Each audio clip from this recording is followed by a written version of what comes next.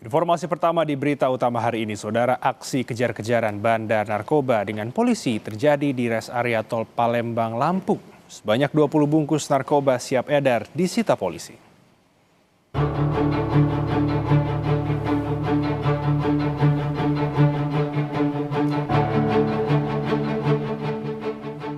Inilah aksi kejar-kejaran salah satu bandar yang hendak kabur saat akan ditangkap terjadi di res area tol Palembang, Lampung di kilometer 215B.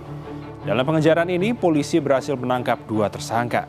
Penangkapan ini merupakan hasil dari pemeriksaan salah satu pelaku yang berhasil ditangkap sebelumnya. Saat ini, ketiga tersangka ditahan di Mapolda Sumsel dan polisi masih terus menyelidiki dugaan tersangka lain.